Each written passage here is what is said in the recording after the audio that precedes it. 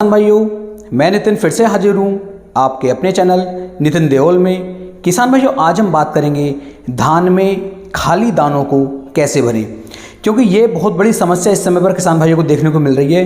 कल भी मेरे पास लगभग 3 फ़ोन आए, जिन किसान भाइयों ने मेंबरशिप ले रखी है उनमें से 3 किसान भाइयों के फ़ोन आए थे कि सर हमारे जो धान की फसल है उसके अंदर दाने खाली पड़ रहे हैं। तो ऐसी कौन सी दिक्कत हमारी फसल के अंदर आ गई है कि जो दाने हैं वो खाली पड़ रहे हैं। तो इसमें मैं आज आपको 3 बहुत खास बातें बताने वाला हूं और कुछ तरीके, कुछ खाद ऐसे बताऊंगा कि यदि आप इनका समय रहते उपयोग कर लेते हैं तो आपकी धान की फसल के अंदर जो दाना खाली रह रहा है, दाना अच्छे तरीके से नहीं भर पा रहा है, बालियाँ जो हैं सूखी सूखी से सफ़ेद सी पड़ रही हैं, तो इनकी जो दिक्कत है ये दिक्कत कैसे ख़त्म होगी। तो इसी के बारे में आज ये वीडियो होने वाली है। तो वीडियो को आप पूरा देखें, तभी किसान भाइयों आप एक सही और अच्छी जानकारी ले पाएंगे। अगली वीडियो आप किस खेती से संबंधित चाहते हैं उसके लिए नीचे कमेंट जरूर करें। किसान भाइयों, लगभग अब ये बिल्कुल हमारा लास्ट समय आ चुका है और लास्ट समय पर आकर के जब हम अपनी धान की फसल के अंदर थोड़ी सी लापरवाही यदि इस समय पर करेंगे तो हमारी जो धान की फसल की वालियाँ होती हैं ये अच्छी तरीके से नहीं भर पाती है और इनके अंदर खालीपन रह जाता है। अब इसके अंदर आपको कौन कौन से कार्य करने हैं पहले मैं आपको वो बता देता हूँ। सबसे पहले किसान भाइयों, आपको ध्यान रखना है कि अपने खेत के अंदर जिस समय पर आपका धान जो है गोबा अवस्था में आता है, गबोट अवस्था में आता है, उस समय से लेके और जिस समय तक किसान भाइयों आपकी धान की फसल के अंदर जो फूल होता है, फूल अच्छी तरीके से खत्म ना हो जाए, फूल झड़ ना जाए, जब तक दाना अच्छी तरीके से भराव ना हो, उस समय तक आपको कोशिश करनी है कि खेत के अंदर बिल्कुल भी नमी कम ना होने दें।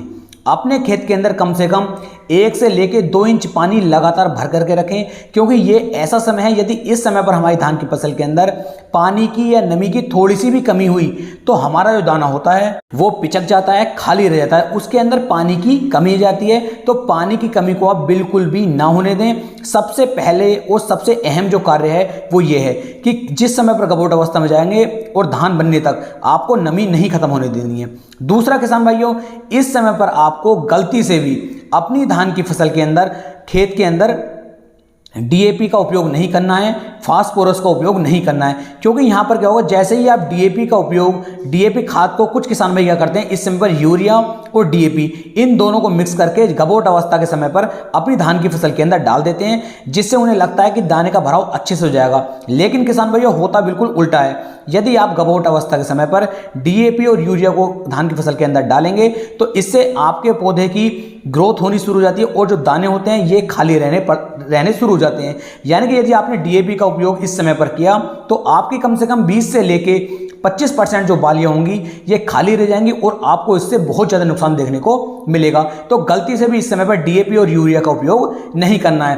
तो अगर ये नहीं करना है तो आपको करना क्या है, तो किसान भाई यहाँ पर आप 05234 का स्प्रे कर सकते हैं, वो भी 1 किलो 200 ग्राम प्रति एकड़ के हिसाब से। साथ में आप बोरोन ले लीजिए और इन दोनों को यदि आप स्प्रे करेंगे तो इसके अंदर फास्फोरस तो है, लेकिन इतनी फास्फोरस इसके अंदर है जितनी हमारे पौधे को इस समय पर आवश्यकता होती है। क्योंकि डीएपी के अंदर फास्फोरस ज़्यादा होने से आप नीचे डाल देंगे तो बालियों का भराव अच्छे से नहीं हो पाता है, तो गलती से भी डीएपी नहीं डालना है। इसके बाद किसान भाई यदि बालियाँ अच्छी तरीके से बन चुकी हैं या बन रही हैं तो आप यहाँ पर एमओपी पोटास का उपयोग कर सकते हैं। एमओपी पोटास का उपयोग करेंगे तो इससे धान की जो बालियाँ होंगी लंबी, मोटी और चमकदार बनी रहेंगी। इससे आपकी जो पैदावार होगी ये भी किसान भाइयों काफ़ी ज़्यादा बढ़ जाती है। यहाँ पर एक खास बात हो रहा है, उसका और ध्यान रखना है। जिस समय पर हमारी धान की फसल के ऊपर फूल बने हुए होते हैं उस समय पर आपको खेत के अंदर नहीं बढ़ना है, क्योंकि कोशिश करें कि उस समय खेत के अंदर ना बढ़े। आप खेत के अंदर जाते हैं तो उससे फूल झड़ता है और फूल जितना ज़्यादा झड़ेगा उतना ज़्यादा आपको नुकसान देखने को मिलेगा। जो फूल ऑटोमेटिक झड़ रहा है, हवा से झड़ रहा है, उसकी कोई दिक्कत नहीं है, लेकिन आपको गलती से भी उसके अंदर नहीं बढ़ना है, क्योंकि दिन के समय में लगभग 15 से लेकर 20 मिनट तक जो हमारे पौधे होते हैं इनके जो दाने का भराव होता है वो 15 से 20 मिनट के लिए ये अपना मुंह खोलते हैं। उस समय पर यदि आप खेत के अंदर एंट्री करते हैं तो फूल नीचे गिर जाता है और आपके दाने का भराव अच्छी तरीके से किसान भाइयों नहीं हो पाता है। तो ये कुछ खास बातें थी, इन बातों को आपको ध्यान देना है। यदि आप इन बातों का ध्यान रखेंगे तो आपकी धान की फसल के अंदर अच्छी तरीके से दानों का भराव होगा और आपका खेत जो है अच्छी तरीके से फिर उत्पादन दे पाएगा।